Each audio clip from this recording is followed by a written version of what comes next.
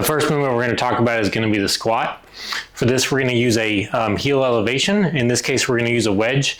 If you don't have a wedge, we can use a 2x4 or something to put your feet on, like a pair of plates or something that's roughly maybe up to 1 inch off the ground. If you have a wedge, we're definitely going to use those. That's going to be really important, just to get more range of motion, more depth. I'm going to set them up right about as wide as my hips. So I'll have my feet going parallel forward, and I'm going to have my feet right about as wide as my hips here. And I'm going to feel that my toes kind of go down onto the ramp so I can feel the ball of my foot and also my heel.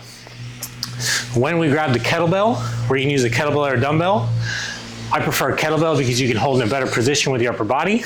And we're going to hold it with our elbows down below the level of our shoulders. So just a little bit out here, like I'm trying to carry a sandbag in front of my body.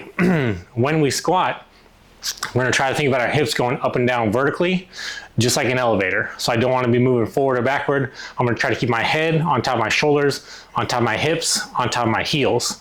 So I can bend my knee and just get everything to move forward. When we grab the kettlebell, I'm going to hold by the base of the horns here. And I'm going to have my elbows out in front of me, below the level of my shoulder, kind of reaching down at about a 45-degree angle there. And then I'm going to have my knees just go forward as I feel the pressure even on the ball of my foot and my heel as I sit into the bottom to where I can get my head on top of my hips. Then I'm going to exhale and push up all the way out of the bottom there. So I'm just going to bend my knees. They're going to go forward. We're going to sit in, exhale, push away, trying to get to that full depth, trying to maintain a stack from my head all the way to my hips.